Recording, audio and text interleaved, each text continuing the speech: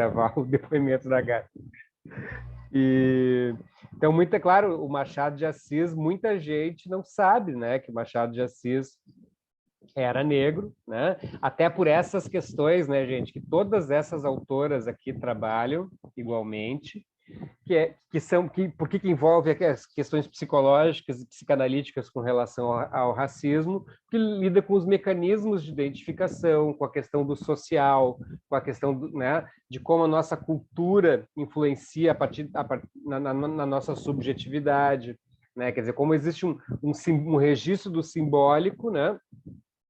Que vai determinar questões sociais, né, questões das nossas identificações, né, objetais, né, de como nós nos enxergamos como sociedade, juntamente com o trauma, né, do racismo. E bom, a maneira de tu acender isso desde o Frantz Fanon, né, por isso que ele escreve um livro chamado Pele Negra, Máscaras Brancas. Quer dizer, se eu tenho uma situação totalmente opressora e colonial e a única maneira, e os brancos constroem, né, dentro dessa forma de dominação, um ambiente onde, bom, ser negro, ser branco é bom, ser branco é um modo de ascensão social e ser negro é ruim.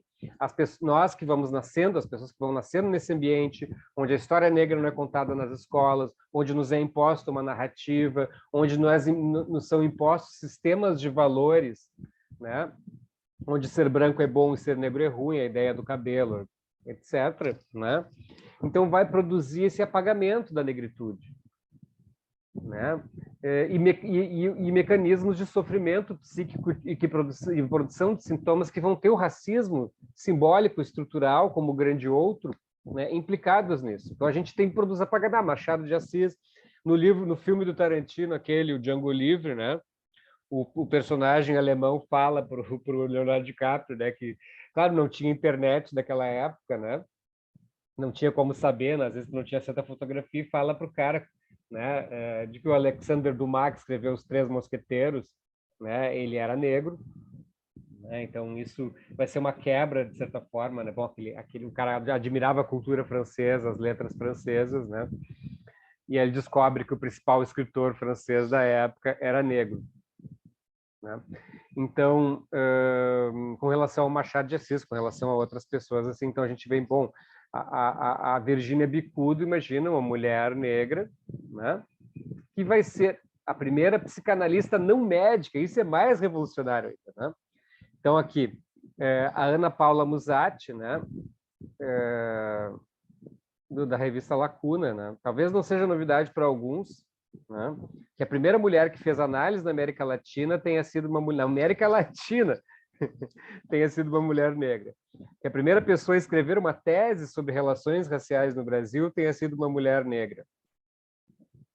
E também a primeira psicanalista não médica no Brasil tenha sido uma mulher negra.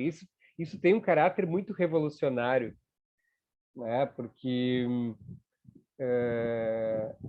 sempre foi polêmica essa questão, né, da psicanálise ser restrita a médicos, né, e depois a psicólogos. E aí, né, hoje em dia, né, dentro de algumas associações, como a APOA em Porto Alegre e outras, principalmente dos lacanianos, não é necessário ser psicólogo, psicanalista ou médico para ser, não é necessário ser psicólogo, médico ou psiquiatra para ser psicanalista.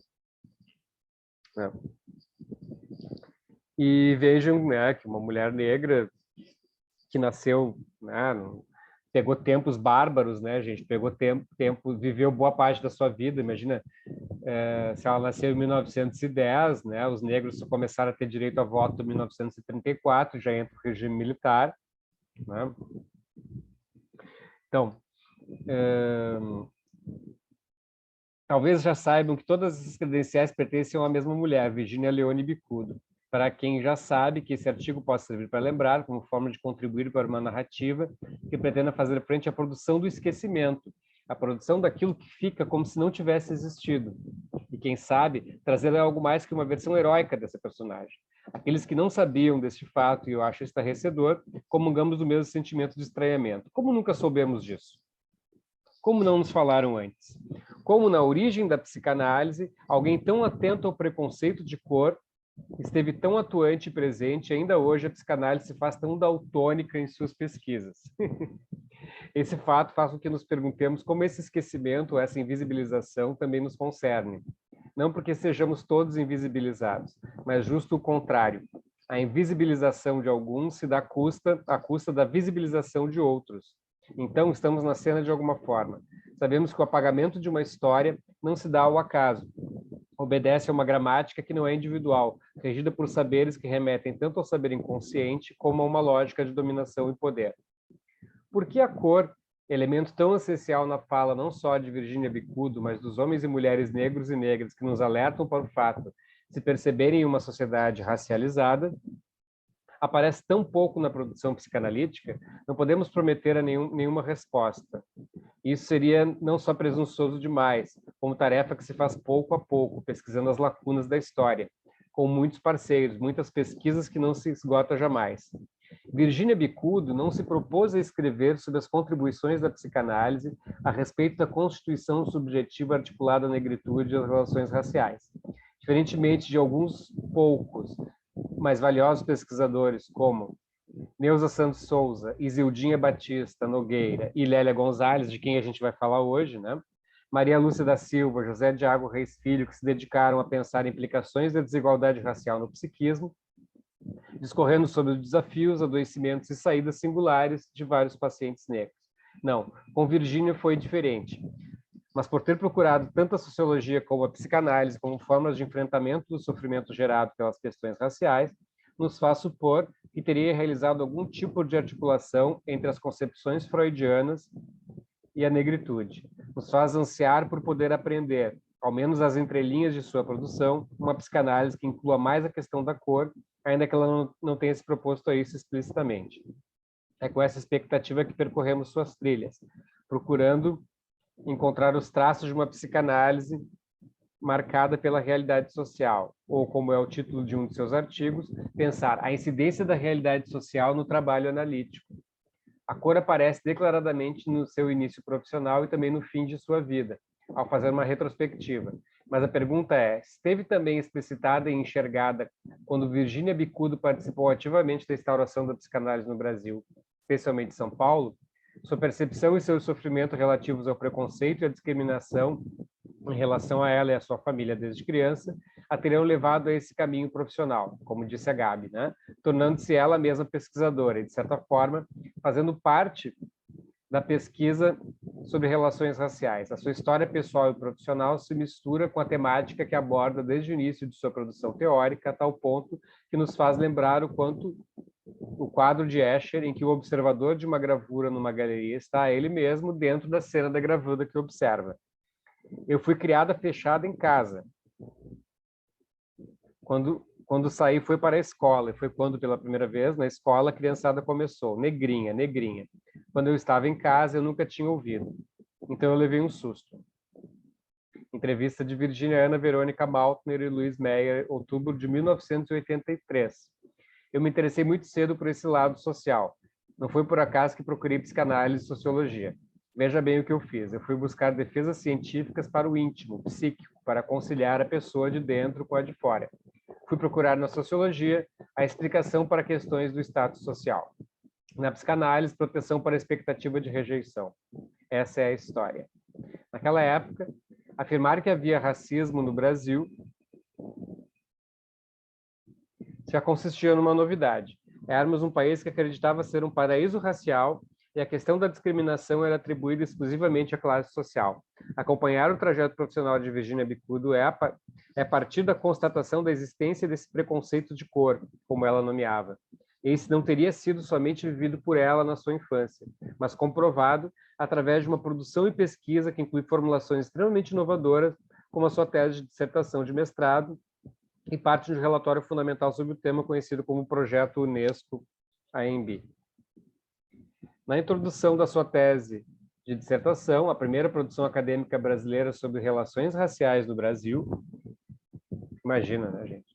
Ela menciona, ainda que de forma bastante discreta, como esse tema lhe concerne, ao falar da importância da interação entre entrevistador e entrevistado, ela nos diz: Quanto ao primeiro, procuramos estar conscientes dos motivos pessoais que nos conduziram à pesquisa, bem como conhecer as nossas atitudes sobre o problema em estudo para desenvolvimento de autocontrole e autocrítica, e assim evitar interferir na entrevista e na interpretação do material colhido com possível projeção de condições pessoais.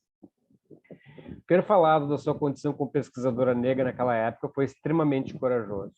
Até a primeira metade do século XX, a produção acadêmica das ciências sociais era proveniente praticamente de homens brancos, alguns negros e pobres, porém homens. Algumas mulheres, somente brancas. A junção entre essas categorias de classe, gênero e cor na produção acadêmica brasileira das ciências sociais até então era uma absoluta exceção. Assim,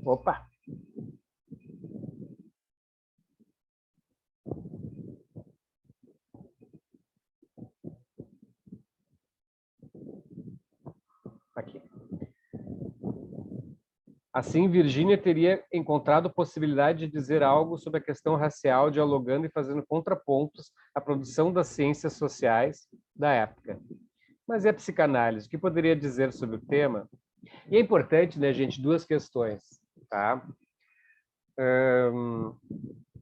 Uma questão é por que a psicanálise? A psicanálise integra todas essas mulheres negras que fazem parte dessa história, né? Como é o mote da nossa matéria, né? A psicologia ela se divide em duas partes, digamos assim, né? Uma parte de uma pesquisa científica de laboratório, né? Uma pesquisa experimental, uma pesquisa estatística, uma pesquisa quantitativa, né?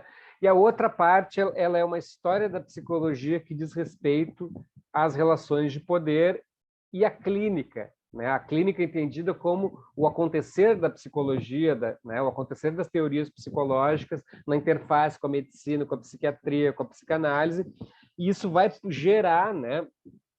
Vai gerar a psicanálise, o humanismo, né? A teoria junguiana, né?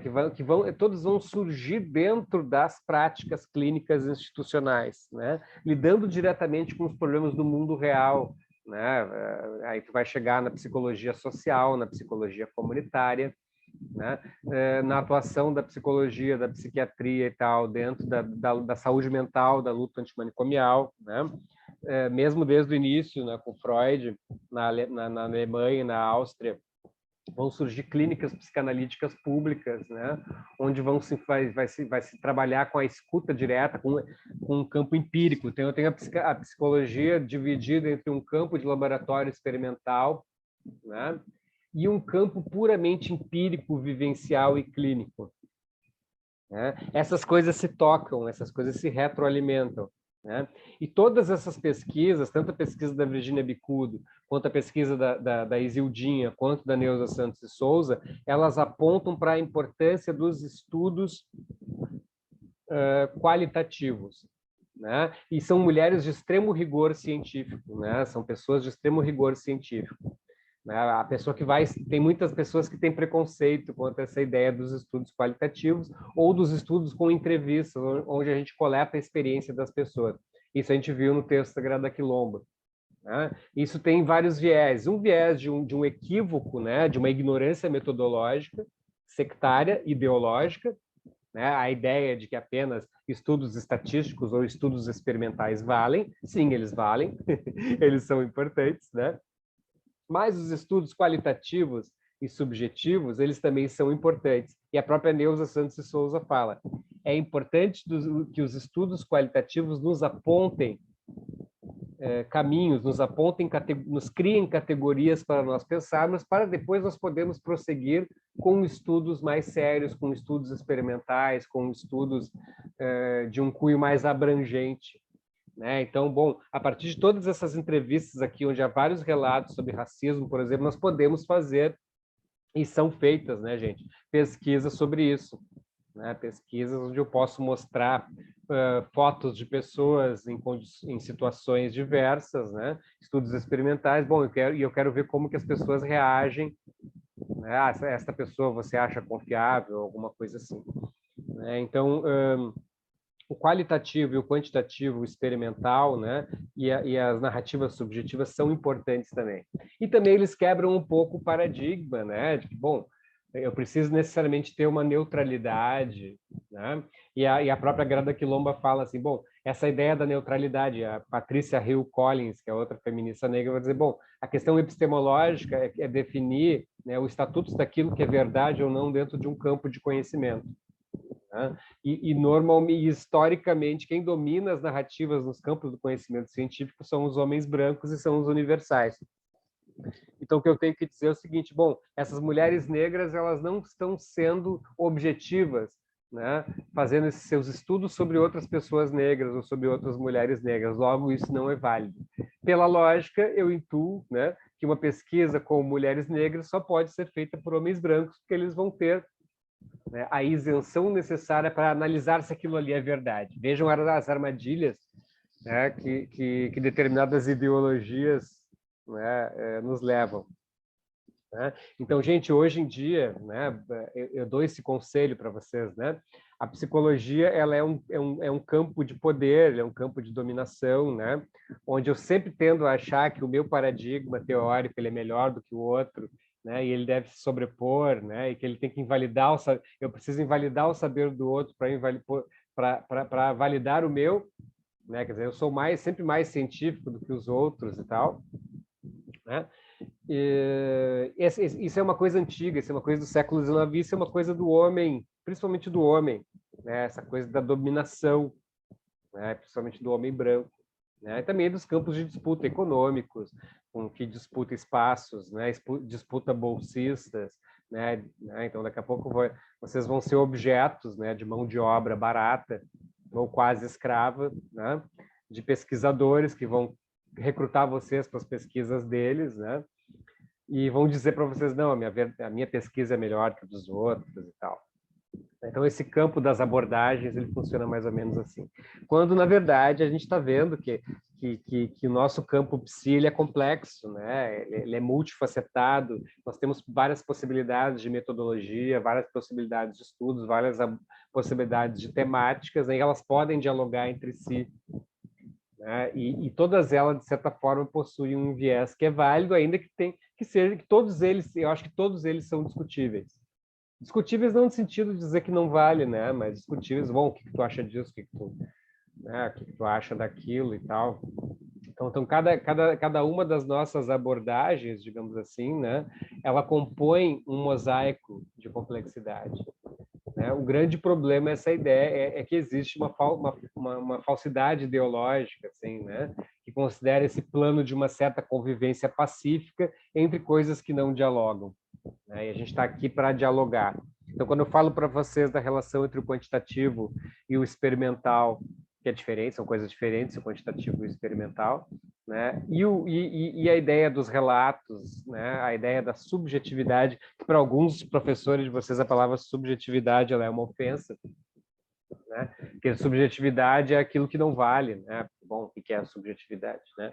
A Neuza Santos e Souza cita isso. Olha, eu entrevistei 10 pessoas, né? Mas o meu objetivo não é entrevistar, não é o quantitativo, né? 10 pessoas aumenta um pouco a complexidade, mas se eu entrevistasse uma pessoa só, isso seria válido, já porque o meu objetivo não é esse, não é lidar com uma lógica quantitativa. Quem faz pesquisa qualitativa não se importa com o número de coisas, e sim se importa com a variabilidade de questões que são abordadas. Né? Bueno. Então, né, a Virginia, ainda mais naquela época, nos anos 50, Virginia Bicudo se colocar como pesquisadora negra que vai pesquisar o racismo, bom, aí os pesquisadores homens brancos da época provavelmente vão falar mal dela, dizendo, olha, isso aí que tu fala não tem sentido e tal. Tá? Da mesma forma que vão ser feitas críticas à psicanálise, a Freud, pelo fato, bom, da psicanálise se basear em estudos clínicos, né? Claro que tem um pouco de culpa de Freud ser um cara positivista, né? Tá, mas tu tá me contando esses estudos clínicos aí, tá, mas quem me pode me provar que tu tá mentindo, que tu tá inventando dados e tal, né? Eu vou dizer para vocês, eu que já fiz etnografia de laboratório de química analítica, vocês vão se surpreender, né? Com as coisas que são inventadas, né? Então, uma vez eu perguntei para uma técnica de laboratório, né, se quando tu manda um artigo de química analítica, né, 1000 vezes mais ciência do que a psicologia, né? Como é que as pessoas sabem que tu coletou esses dados mesmo? Ah, não tem como saber, né? A não ser que tu faça uma grande descoberta científica, tipo a fusão a frio, assim. E a outra coisa é que eles fazem um esquema, por exemplo, para tu analisar as substâncias que estão na água, né? Então eles pegam milhões de vidrinhos, assim, que são amostrinhas com água, e eles colocam no espectrômetro de massa e roda aquilo ali, né? Para eu saber as substâncias que estão naquilo ali. Só que isso é um método estatístico, né? Então, e para essa estatística ser válida, né, eu preciso ter um número, né? Eu preciso ter um número que torna um certo número de amostras que torna essa pesquisa confiável. Só que os químicos analíticos eles usam um truque, que é fazer com que o computador simule essa amostragem, né? Então, eu tenho 100 vidrinhos, mas eu preciso de 300. Aí o computador pega esses 100 vidrinhos e extrapola essa estatística como se fossem 300. Então, na verdade, tu está inventando os dados. A diferença é que tem uma retórica estatística, tem uma metodologia ali e tal, né? Mas, basicamente, né, gente, a pesquisa ela é invenção. Se observarmos a placa do portal da Biblioteca Virgínia Leone Bicudo da Sociedade Brasileira de Psicanálise de São Paulo, considerando que até a primeira metade da década de 1970 não existiam instituições e cursos de psicanálise fora dos marcos da sociedade na nossa cidade, isso nos faz construir uma primeira hipótese. Se a tal placa retrata os psicanalistas de lá acreditavam ser uma homenagem para Virgínia e a maneira pela qual queriam lembrá-la, o fato que se veja ali uma psicanalista sem nenhuma cor, uma senhora cujos traços de sua ascendência africana estão praticamente apagados, não deixa de ser significativo. Curiosamente, tal homenagem se faz a uma analista que diz o quanto sua procura pela psicanálise se fez justamente por ter sentido na pele os efeitos da sua cor, o que nos traz a pergunta: enquanto esteve na Sociedade de Psicanálise de São Paulo, como a teriam enxergado e o que não poderiam admitir? E, gente, o tempo não passa tão rápido assim, né? A Associação Psicanalítica da qual eu faço parte, o professor Fernando Hartmann também faz parte, a APOA, que é uma das instituições de psicanálise mais politizadas, mais engajadas à esquerda do Brasil e tal, né? Ela aceitou esse ano ano passado, a sua primeira psicanalista negra. É uma pessoa jovem que até foi minha aluna. Então, e isso é regra, né, gente? Como eu falei para vocês, eu estudei no curso de psicologia onde não existiam pessoas negras. Em nenhum momento do curso de psicologia que eu estudei se falou da questão racial. A história da psicologia que eu tive foi só a história dos homens brancos europeus, né? E bom, e essa é a questão estrutural, né? Porque daí as coisas se retroalimentam.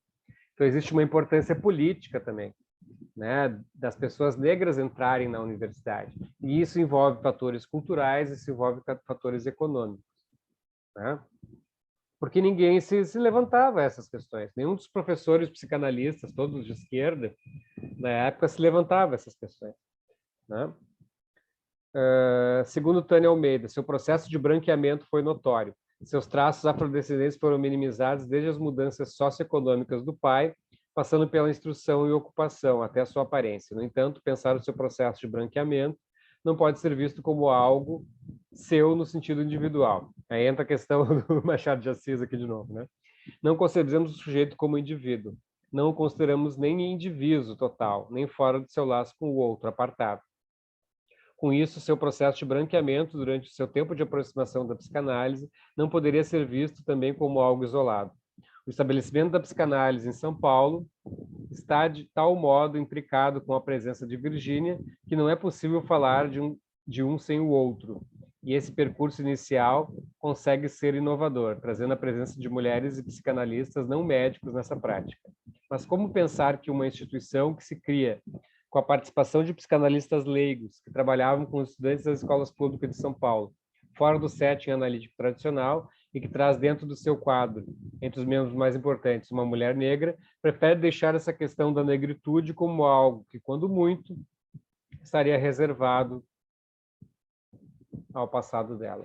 Com isso, optamos por dividir o percurso profissional de Virginia Bicudo, não como socióloga e depois como psicanalista, mas como socióloga psicanalista até o Congresso de Saúde Mental de 1954, quando sofre um processo de acusação sobre sua prática, e o período posterior a esse fato. Nossa hipótese é de que esse episódio, em que o processo de difamação de sua prática atinge o ápice,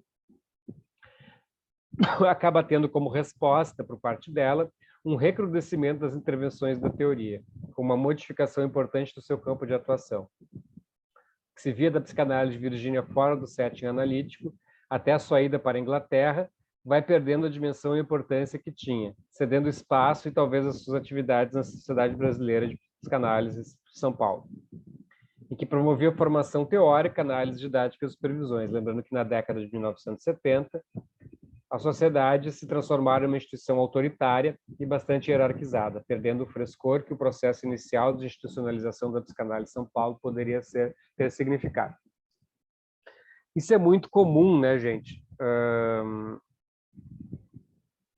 Com todas as instituições. Essa autora, gente, que a gente vai trabalhar aqui, que eu vou pegar outro livro aqui. Vou compartilhar a tela com vocês.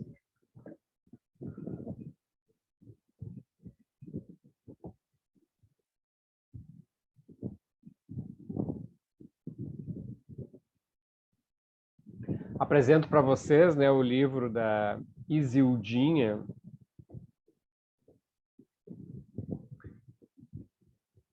Isildinha Batista Nogueira, né, Acordo Inconsciente, Significações do Corpo Negro. Né? Então, imagine, né, gente, que a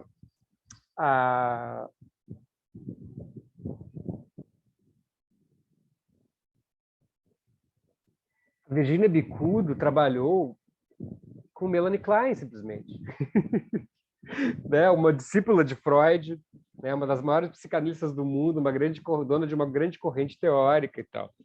Né? Então, a gente tem aqui um nível de pensamento, né, muito grande. A gente tem uma pessoa aqui com uma formação muito forte. Imagine o quanto que uma mulher dessas não teve que enfrentar na sua vida. Né? E assim como a Anísia da Silveira, né? A Anísia da Silveira, que trabalhou... ela é contemporânea da Virginia Bicudo, né? Então, ela chega... Vocês viram um filme da Anísia da Silveira? O centro acadêmico de vocês se chama Anísia da Silveira. Né? Ela chega naquele hospital psiquiátrico, né? E ela é uma mulher psiquiatra, a única mulher psiquiatra, né? Ela vai sofrer preconceito por isso, vai ser chamada de comunista, né? Por ter uma visão, por ela ter estudado na Europa, por ela ter tido uma grande formação muito melhor que a dos psiquiatras que vão trabalhar com ela no hospital psiquiátrico, que eram carcereiros de loucos, né? E ela vai inventar todo esse preconceito e vai produzir todo um método clínico, né, onde a principal questão é o cuidado com o paciente, e vai ser chamada de comunista. Né? E depois ela vai escrever uma carta para o Jung vai responder, né? O Jung vai visitar, o Jung vai assistir uma exposição com ela na Europa, né? Dos pacientes, tem uma foto fantástica da Anísia da Silveira junto com o Jung. Então, a gente tem essas mulheres aí, né, gente, que simplesmente conheceram e fizeram intercâmbio com as grandes figuras históricas da psicanálise, né? Assim como a Isildinha Batista Nogueira, né, ela vai para a França e ela vai conhecer Félix Guattari. Félix Guattari é um dos grandes autores que vocês vão... Eu espero que vocês leiam ele. Vocês não leram ele ainda, né? Não sei se a Séries falou dele já, né?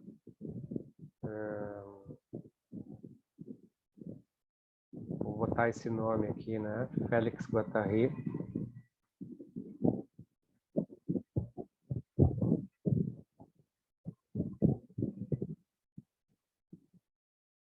Porque a Virginia Bicudo, né, todas essas mulheres negras, e toda a psicologia crítica, a psicologia social, né, a psicanálise também, né, vai enfrentar, né, no Brasil, a partir dos anos 60, os anos de ferro da ditadura, né? Os anos de pouco se fala nisso no filme do Marighella, se fala um pouco sobre isso, né? Porque esse domínio dos militares não é à toa, né, que a gente tem um deles no poder, né, um cara daquela época no poder hoje, né? Esse governo, ele é um governo que retorna questões da época da ditadura militar pós-64 no Brasil, e que, na verdade, retorna da ditadura varguista, que retorna do período colonial, né?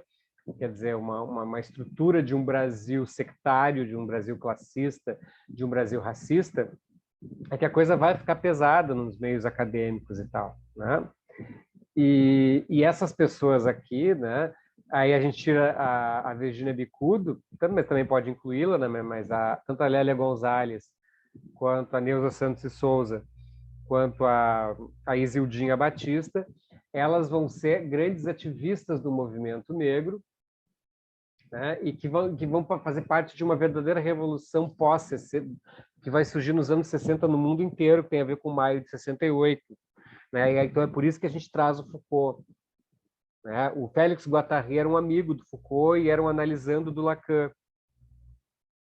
Ele e o Deleuze, Guattari, entre outros, Lapassade, né, e outros pensadores vão produzir nos anos 60, né, um caldo de cultura, o Lacan também, né, um caldo de cultura na Europa que vai colocar em perspectiva as instituições, né, que vai colocar em perspectiva a rigidez institucional, né, e isso que ela fala ali, né, que a Associação Psicanalítica de São Paulo vai se tornar rígida, isso é um pensamento da análise institucional. Né, que a análise social é esse movimento, né? Que tem junto Foucault, que tem junto Deleuze, Guattari, que tem junto Lapassade, Lorot, né? Vocês vão fazer uma disciplina de psicologia institucional, eu não sei se vai ser a Séries ou vai ser a Rita, né, que vão dar essa disciplina, eu acho, né? Onde vocês vão analisar esses movimentos, né? Que são os movimentos importantes, né, gente? Porque eles vão trazer toda uma questão da análise institucional e um questionamento, né, das instituições. E dessas instituições que são instituições que têm uma potência, que guardam uma potência humana de desejos, de afetos e tal, da loucura, do trabalho, né, da educação, do saber, mas que vão se cristalizar nas suas práticas de poder, nas suas rotinas, nas suas burocracias, nas suas práticas insidiosas. Né? Então, a proposta é, bom, vai surgir nos anos 60, vamos analisar as instituições. Né? Então, vamos pegar aqui a universidade, né, nos anos 90, e a psicanálise, a psicologia social, que está lá produzindo seus teóricos, está lendo suas teorias, fazendo seus estágios, suas práticas, tudo isso que vocês vão vivenciar nesse curso, né? E a gente vê como tem práticas cristalizadas, né? Os currículos, as práticas de avaliação, né, as relações entre professor e aluno, né, as práticas pedagógicas. Né? Então, bom, vamos propor, então, né, os caras vão pensar nisso, né, as questões raciais, né? Vamos propor, então, uma análise dessas instituições. Então, Félix Guattari, né, junto com Deleuze, junto com esses outros, vão propor uma análise institucional e vão ser grandes disparadores, por exemplo, da luta antimanicomial. Né, do movimento antimanicomial na França e também com Franco Basaglia na Itália, né? Então, Félix Guattari, junto com Gilles Deleuze, vão produzir numa clínica psiquiátrica chamada Laborg, né, experimentos de práticas institucionais inovadoras, né, modificando as práticas clínicas, né, fazendo atividades com a arte, né, produzindo discussões, né, procurando acabar com essa ideia que eles chamam de instituído, né, para práticas mais instituintes. Né? Então, a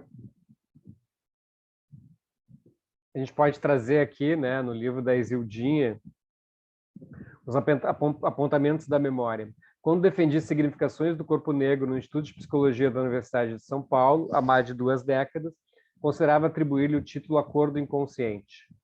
Mas percebi que isso poderia causar polêmica na academia. Pois, de um ponto de vista estritamente teórico, dizia-se que o inconsciente não tem cor. E isso é uma visão branca, né, gente? Porque como assim o inconsciente não tem? O que é o inconsciente? Essa é uma discussão que a gente faz. O que é o inconsciente? O inconsciente é o inconsciente, né? Existe o inconsciente institucional, existe o grande outro, que é o inconsciente que mexe com todas as estruturas simbólicas, por exemplo, o racismo, né? Que está na maneira que ele constitui o nosso olhar, ele constitui as nossas identificações, né? Hoje penso que essa é uma provocação que posso sustentar. Olhando em retrospecto, vários foram os acontecimentos e muitas foram as pessoas importantes para que este trabalho pudesse ser escrito. São muitas lembranças. Uma em particular foi de grande importância para mim e mudou para sempre o meu modo de me ver e enxergar o mundo. Eu era então uma menina recém-saída da faculdade de psicologia que acabara de entrar para o mestrado, graças à acolhida generosa da professora Sueli Ronick. Eu acho que vocês não ouviram falar na Sueli Ronick nesse curso, mas ela é uma pessoa fundamental na história da psicologia brasileira, paulista, né? E é outra mulher brasileira, né? Que vai ser uma grande parceira de um dos maiores pensadores, filósofos do século XX, que foi Félix Guattari, a ponto de ela escrever um livro com ele chamado Cartografias do Desejo, Micropolíticas e Cartografias do Desejo. A Sueli Ronick, ela é professora da USP, né? E hoje ela trabalha com arte, ela trabalha com psicanálise, ela trabalha com análise institucional, né? É uma pessoa genial, de um conhecimento, de uma cultura imensos. Vocês podem procurar vídeos dela na internet. O penúltimo livro que ela escreveu, ela chama Esferas da Insurreição, né?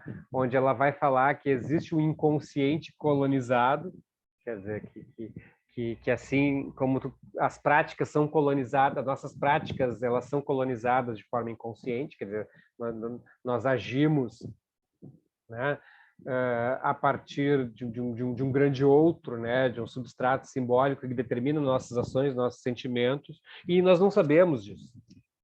Né? Nós simplesmente agimos e formamos sintoma e tal. Né? A academia, assim, né? Existe uma grande colonização do nosso pensamento e nós não percebemos, ainda que nós tenhamos as melhores intenções.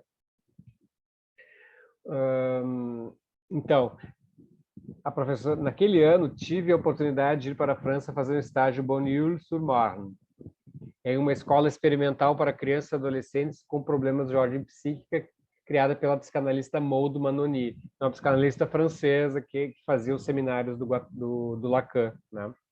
Sueli Ronick, então, me pediu que levasse uma carta para o filósofo Félix Guattari.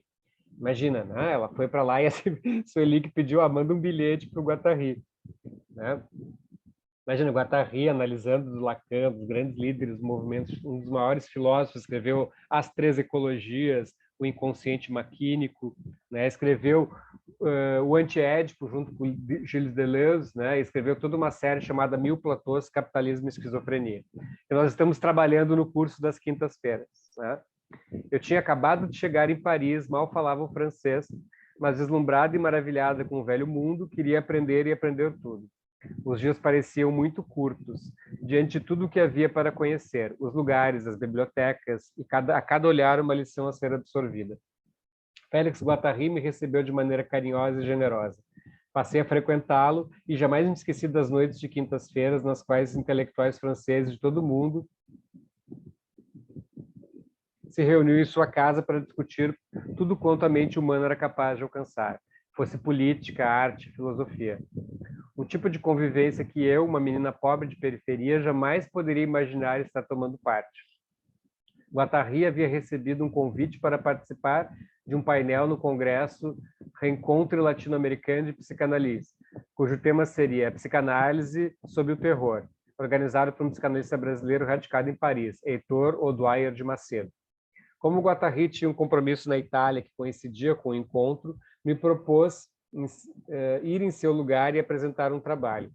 Tenho vivo em minha memória o pânico de que fui tomada frente a este compromisso. Começamos, eu e ele, uma série de conversas que mudaram minha vida para sempre, eu dizia. Mas, Félix, eu não sei o que falar, nem tampouco o que escrever. Mal falo francês. Estava tomada de pavor. Ele me respondeu: não se preocupe, pode falar em português. Lateral intérprete, você vai falar de você mesma e da negritude. Mas como falar de algo que eu não aprender a pensar? Um tema que era proibido, que eu não aprendi na escola. Socialmente, não podia apresentar-me como sendo negra. A história do meu povo era de um passado de escravizados, do qual aprendi que deveria me envergonhar. Eu deveria ser uma branca num corpo negro. Olha que importante isso. Ainda absorta nesses pensamentos e apavorada, a voz de Félix veio em meu socorro para me resgatar do pânico. Ele era um analista muito perspicaz de um incrível bom humor. Calma, vamos conversar sobre a negritude. E foram muitas as conversas sobre a questão nos dias em que ia de carona com ele para Labor, clínica psiquiátrica em que ele trabalhava desde a fundação e no qual eu estagiava. Gente, Labor, denota esse nome. Né? Labor é uma das clínicas de onde vai brotar o movimento institucionalista, de onde vai brotar a luta antimanicomial. Né? O Guattari fazia experimentos lá, imagina ele um filósofo, né, trabalhando numa instituição psiquiátrica, então ele fazia dinâmicas de grupo com, né, trocando os papéis de pacientes com psiquiatras, né, propunha práticas de produção artística, né? Imagine, né, que ela vai para a França e aí o Guattari convida ela a substituí-lo no congresso. Olha, gente, é lindo isso, né? É lindo, é muito lindo, né? Uma mulher brasileira negra, né, psicanalista. Como combinado, fui ao evento, levando um bilhete que ele me pediu que entregasse a uma pessoa que estaria na porta, da Maison da América, a Casa da América Latina, né, na França. Fui recebida gentilmente. Os analistas intelectuais europeus presentes me olhavam surpresos, mas se dirigiam a mim de maneira acolhedora. Os analistas intelectuais brasileiros me dirigiam um olhar de espanto e pouco amigável. Nunca soube o que estava escrito naquele bilhete, mas tive um acolhimento que jamais havia experimentado no Brasil. Afinal, era apenas uma estudante em início de carreira, uma ilustre desconhecida. Hoje lembro disso, dou muita risada. Só Félix poderia ter feito algo assim. Vocês têm que ler o Guattari, gente. Guattari é um dos maiores pensadores de todos os tempos. Leiam as 3 ecologias, eu mando o PDF para vocês, vale a pena. Onde ele vai pensar exatamente o mundo como ele é hoje. Né? A ecologia. Ele começa com uma frase do Gregory Bateson. Pena que eu não posso mostrar. Existe uma ecologia das ideias danosas, assim como existe uma ecologia das ervas daninhas. Ele vai falar de um conceito que é muito importante hoje, né? Que é o capitalismo mundial integrado, né? Porque ele integra, né? Ele fala, as formações políticas e as instâncias executivas parecem totalmente incapazes de aprender essa problemática no conjunto de suas implicações. Apesar de estarem começando a tomar uma consciência parcial dos perigos mais evidentes que ameaçam o meio ambiente natural de nossas sociedades, elas geralmente se contentam em abordar o campo dos danos industriais e ainda assim unicamente uma perspectiva tecnocrática, ao passo que só uma articulação ético-política, que chamo de ecosofia, entre os 3 registros ecológicos, o meio ambiente, das relações sociais e da subjetividade humana, é que poderia esclarecer convenientemente tais questões. Né? Isso aqui é um livro, As 3 Ecologias, que foi escrito no início dos anos 90. Né? Então, o Guattari vai propor, né, uma ecosofia. Então, isso está diretamente ligado à questão racial, à questão institucional, quer dizer, que existe uma questão econômica, essa questão econômica ela determina práticas, determina categorias de sentido, né? Determina a maneira como nós enxergamos o meio ambiente, né? E também tudo isso está conectado com a nossa maneira de entender a subjetividade. Né? De como a nossa subjetividade, como um território simbólico, se constitui. Quer dizer, como que uma pessoa negra vai se constituir subjetivamente num ambiente aí, onde ela vai para a Europa e ela é aplaudida pelos europeus, mas vista com reserva pelos brasileiros. Né? Ou como nós vemos, bom, essa questão da internalização do racismo. Né? Quer dizer, como que eu me constituo narcisicamente dentro de uma sociedade que renega a condição do negro e sempre está expondo isso em todas as suas esferas educacionais, institucionais, práticas, clínicas, né? E bom, para eu sobreviver subjetivamente, né, a esse maltrato, eu preciso, de certa forma, me identificar com isso, né? Identificação com esse agressor, né? Com essa pessoa que projeta em mim tantas coisas. Feitas as apresentações, fiz uma fala curta e insegura, própria de alguém que havia apenas começado a pensar a própria negritude, mas que passaria a partir daí a ser um pensar permanente, de entender o complicado mecanismo psíquico que se desenrola no intricado processo de se tornar sujeito, um sujeito negro. Na tribuna onde falei, vi que os analistas franceses, muitos dos quais mundialmente conhecidos, falavam entre si, e uma dentre eles, Radmila Ziguris, amiga de Félix, dirigindo-se a mim, disse: essa fala é você, e tudo quanto a psicanálise e os analistas ainda não pensaram, uma falta. Em seguida, fui convidada para jantar com o grupo, muitos dos quais se tornaram meus mestres, pessoas importantes da minha formação. Como diziam os amigos que fiz na França, passei por uma escola peripatética de psicanálise, por conviver dia a dia com analistas com quem muito pude aprender. Décadas depois, novamente em Paris, entrei em uma livraria e me deparei com um livro, A Psicanálise sobre o Terror Responsável, e lá estava anotada a minha participação. Não sabia do livro, mas quis o destino que fosse assim, meio ao acaso, que o soubesse. O registro do dia em que o meu percurso como pesquisador e psicanalista mudou para sempre. Tá? Então ela vai produzir esse livro, né? Tem a apresentação do Abraão Slavutsky, que é um amigo meu, um psicanalista veterano aqui, né? Então, vai colocar, assim, os tópicos, né, da tese dela. A dimensão sociocultural da condição de negro, a constituição do indivíduo na sociedade, a gênese da categoria de indivíduo, as representações sociais, a cultura como sistema de significações, quer dizer, ela vai trabalhar justamente essa ideia que começa com Freud lá, né, na psicologia das massas e análise do eu. Toda psicologia, na verdade, é uma psicologia social, né, quer dizer, como a nossa cultura se constitui, né, de uma lógica de significações, né? Quando nós nos produzimos uma cultura que o Freud vai dizer nos provoca mal-estar, né, porque ela nos subjetiva, né, nós estamos inscritos, mergulhados dentro dela, ela vai recorrer ao Lacan, né, a concepção, a dimensão psíquica da condição do negro, as estruturas da condição subjetiva. Isso é muito interessante, né, gente? A dimensão psíquica da condição do negro. É isso que a gente vai estudar com o Frantz Fanon, começar a estudar com o Frantz Fanon, né? Que normalmente a psicologia, a psicanálise refere a um sujeito abstrato e universal. Né? E essas psicanalistas vão nos trazer assim, olha, sim, claro, existe uma... só que a psicanálise também nos traz uma questão da cultura, de como nós nos inscrevemos na cultura para nos fazermos sujeitos, né? Quando nós precisamos entrar no mundo da fala, e essa fala produz uma alienação, né? Porque nós somos constituídos pela fala, e a fala nos constitui como sujeitos, provocando um intervalo, né? O intervalo do inconsciente, que é o grande outro, né? Porque, bom, nós temos consciência das coisas, mas nós, ao mesmo tempo, essa consciência é uma ilha, né? E uma boa parte disso é um oceano onde nós estamos aí, né? Imersos, né? E no momento que a gente fala, nós nos alienamos.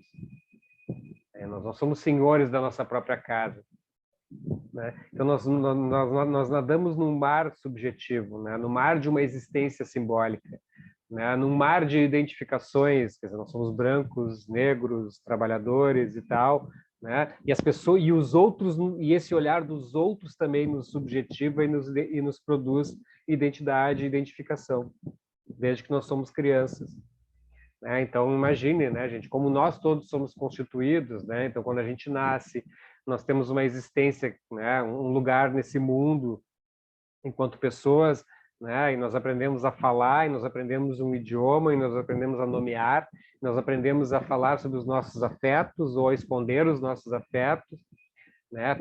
A dimensão do nosso sofrimento físico e psíquico, né, que constrói o nosso território subjetivo.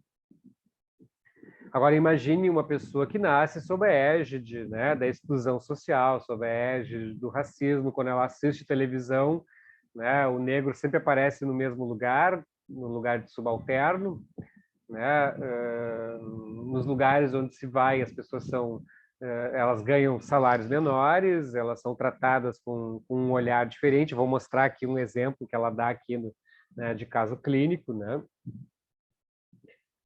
E isso tudo constitui o nosso território subjetivo, a maneira como nós imaginamos, como nós, né, projetamos as coisas nos outros, ou como os outros projetam as coisas em nós, né?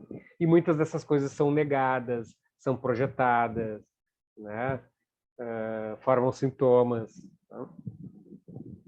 Então, isso é a grande contribuição do nosso próximo autor, que é o Franz Fanon, que é pensar uma questão do sofrimento psíquico ligado ao racismo colonial, a constituição subjetiva da colônia.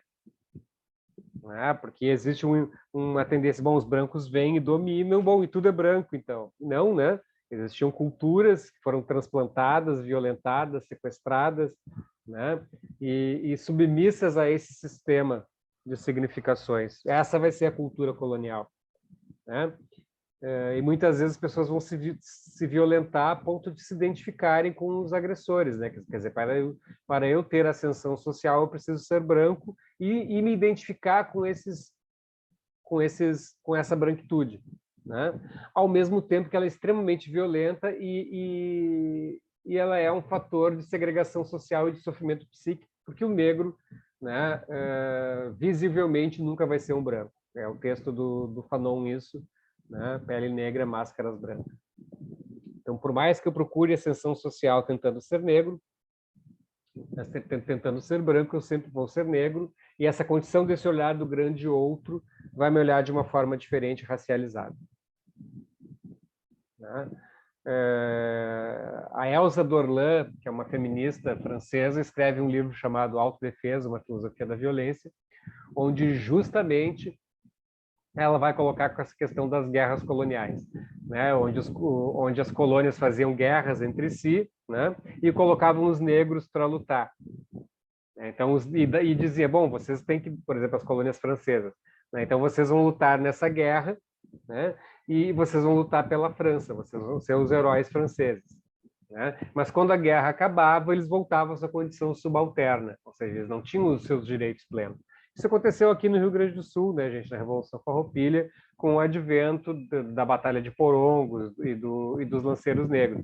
Né? Quer dizer, vamos lutar juntos contra o Império, né? Garantindo os ideais farroupilhas de liberdade, igualdade, fraternidade, sirvam nossas façanhas, não sei do quê. Né? E no momento que a guerra acaba, não, né? Porque todos os estancieiros que lutaram na Revolução Farroupilha, eles eram escravocratas, dependiam da mão de obra escrava para produzir o seu charque, né? Então o resultado foi o massacre, traição, massacre. Né? E novamente depois na Guerra do Paraguai, os brancos, os negros vão lutar também. Então, a dimensão psíquica da condição de negro, estruturas da condição subjetiva, a concepção lacaniana de sujeito, a Spaltung, que é a divisão do sujeito, a divisão psíquica, né, do sujeito, a divisão do eu, né, do sujeito do inconsciente, né, a criação de um sujeito do inconsciente. Ao final, o que nos faz, o que constitui um sujeito? Né? Um sujeito que não é um indivíduo, um sujeito que não é nós aqui, né, uma pessoa, né, mas um sujeito como alguém que é constituído por uma linguagem que fala. Né? Então, então a gente vai produzir uma subjetividade negra dentro desse suporte que está em interface entre o social, o simbólico e o subjetivo. Né? O eu como uma construção imaginária. Quer dizer, o que é o eu? Eu sou branco, eu sou negro. Né? O eu é uma palavra. Né, gente? É uma estrutura que nasce de um narcisismo primário, onde eu me identifico, né, com aquilo que está fora e aquilo que está dentro, quer dizer, quem sou o eu, né? Para eu dizer eu preciso recorrer à linguagem que é algo de uma outra idade. Né? Então, dentro de um esquema de um racismo estrutural, como é que é a constituição desse eu? Né? Onde é feio ser negro. A fantasia como constitutiva do corpo, a noção de objeto. Né? Então, vai se falar muito, e todas vão falar disso, a Neuza Santos Souza também, essa questão de uma corporalidade, quer dizer, como que a gente constrói um corpo, como esse corpo é atravessado pela cultura. Né?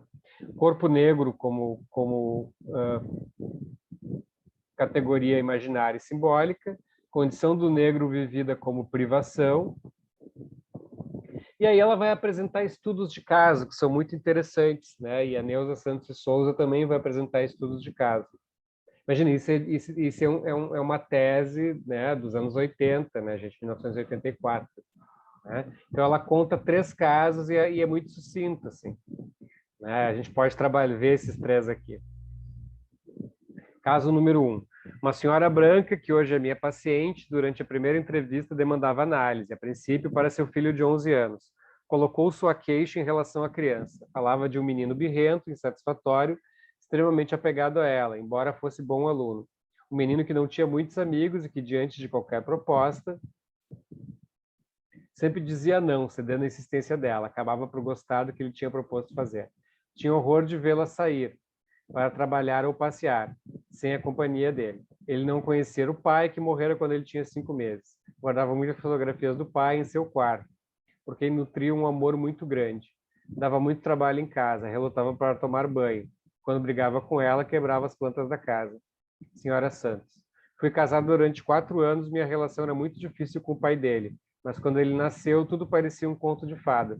Um certo dia, depois de ter vindo almoçar em casa, saiu para o trabalho e nunca mais voltou. Encontrei no necrotério. De lá para cá tenho saído compulsivamente com muitos homens e nunca encontrei um companheiro e não me casei mais. Durante seu relato, essa senhora me olhava muito fixamente. Quando terminou, perguntei-lhe quem ela achava que precisava de análise. Mostrou-se constrangida. Se levantou, me pediu para marcar outra entrevista. Disse que, caso não pudesse vir, me telefonaria. No dia marcado para a entrevista, ela veio e, um pouco constrangida, me cumprimentou e disse: "Você me desculpe pelo outro dia, não pude deixar de me impressionar. Você era negra." Ela, perguntei-lhe então: "Era negra?" Respondeu-me: "Me sinto envergonhada por ter pensado nisso. Não tem nada a ver com você. Eu é que tenho uma história negra." Olha o que ela diz: "Nos últimos tempos me comporto como uma garota de programa. Penso que não falei para você o que me trouxe aqui. Meu filho sempre dorme na minha cama e há uns 15 dias acordei à noite com ele se masturbando do meu lado. Não é meu filho que precisa de análise, sou eu." Depois ela vai fazer outras considerações nesse caso, mas olha que interessante, né? Me sinto envergonhada por ter pensado nisso. E é isso, naquela época, imagina, nos anos 80, tu marcava uma sessão de análise por telefone, e a gente não conhecia o rosto das pessoas antes de vê-las pessoalmente. Hoje nós vemos no tempo do Instagram, do Facebook, dos currículos online e tal, então você tem que saber, você pode analisar o Lattes do seu terapeuta, todas essas coisas assim. Então, era para pessoas como ela e como a Neuza relata coisas assim também, né? Os pacientes levavam um susto quando se deparavam com uma terapeuta negra. E ela colocou isso, né? Eu tenho uma história negra, pois nos últimos tempos me comporto como uma garota de programa. Então, essa paciente associa diretamente a prostituição com a negritude. Depois ela vai fazer outras análises. Mas é interessante o caso número 2, né? A senhora Oliveira, de uma família de negros, procurou-me por indicação de um médico pediatra e marcou uma entrevista para ela e o marido, porque queriam falar a respeito da filha. Uma menina de 6 anos com sérios problemas de relacionamento com outras crianças que não se adaptava à escola. Quando chegaram, abri-lhes a porta. Cumprimentei-os e me apresentei. Não obstante, me disseram: olha só, quando chegaram, abri-lhes a porta. Cumprimentei-os e me apresentei. Não obstante, me disseram: queremos falar com a psicanalista. Respondi: sou eu. Se desculparam e foram embora. 2 dias depois, a mãe telefonou e marcou uma nova entrevista. De volta ao consultório, se desculpou, dizendo que havia ficado muito confusa e começou o meu relato. Minha filha é a primeira deste casamento, porque tem um filho do primeiro casamento. E outro menino 2 anos mais novo. Mariana é uma criança difícil, insatisfeita, briguenta e com dificuldade de se relacionar com as pessoas, crianças e adultos. Perguntei: dificuldade de ser negra? A senhora Oliveira fez uma pausa repentina, como se tivesse levado um susto. Continuou seu relato dizendo: não entendo por que Mariana não consegue se dar bem com os amigos. Ela está sempre limpinha, estuda no colégio X, trabalha para dar-lhe um certo conforto. Compra as roupas da moda e mesmo assim não entendo por que ela agride as amigas. É muito chorona. No recreio, na escola, não brinca com as amiguinhas. Sai correndo para encontrar o irmão, mas a professora acha estranho porque eles se abraçam como se estivessem um longo tempo separados. Ficam todo o recreio juntos e brincam sozinhos. Sei que temos dificuldades em casa, temos uma situação financeira estável, meu marido é um bandista e frequenta uma escola de samba. Eu não gosto. Digo a ele que isso é coisa de preto, era uma mulher negra, né? Sempre nos agredimos muito por isso. Mariana e os irmãos assistem a tudo. Essas coisas do meu marido não são bom exemplo para elas. Perguntei então: a religião dos brancos é que é boa para eles? A senhora Oliveira começou a chorar e disse: você não sabe como é difícil ser negro, como a gente sofre quando não se comporta como se deve. Eu gostaria muito de Mariana. Muito que Mariana, eu a interrompi e disse, fosse uma menina branca, ela tudo seria mais fácil. Apesar da resistência da senhora Oliveira, ela trouxe Mariana para uma avaliação, pois era uma exigência do colégio. Agora prestem atenção nisso, né, gente? Que uma mulher negra diz para uma psicanalista negra, você não sabe como é difícil ser negro. Isso está tudo envolvido, né, gente, nessa questão do sujeito do inconsciente, dessas coisas que são faladas e a gente não percebe, né?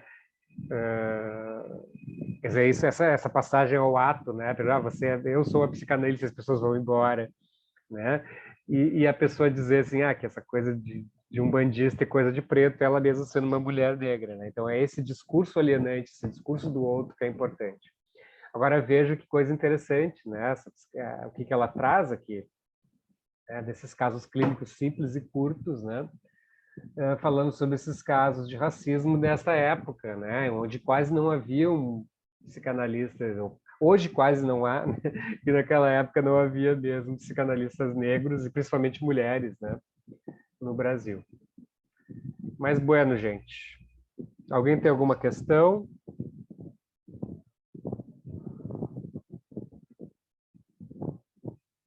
Alguém tem alguma dúvida?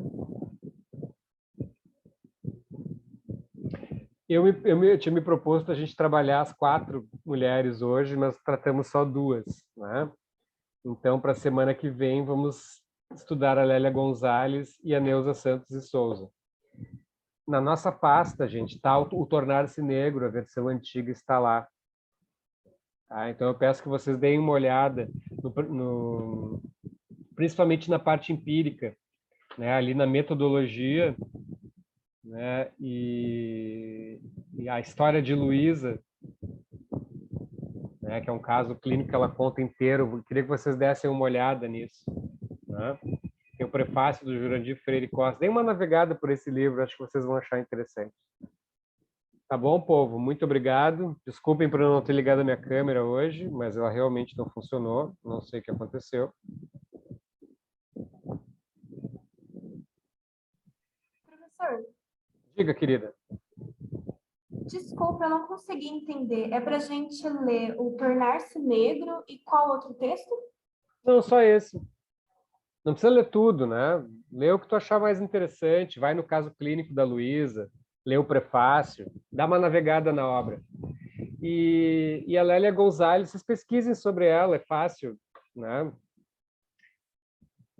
Dá uma olhada, tem documentários interessantes. Naquela série, vocês viram a série que eu botei ali de aula de feminismo negro, né? Deem uma olhada ali na Boitempo. Tá? Deem uma olhada ali, o Tornar-se Negro, dê uma navegadinha ali. Eu não obrigo vocês a fazer nada, né, gente? É só uma sugestão para a gente aproveitar mais a aula semana que vem. Tá bom, gente? Muito obrigado por hoje. Me desculpem qualquer coisa. Podem escrever lá no AVA também. Beijocas para vocês e até segunda-feira. Tchau, tchau, professor. Até. Se o mundo não cair, né?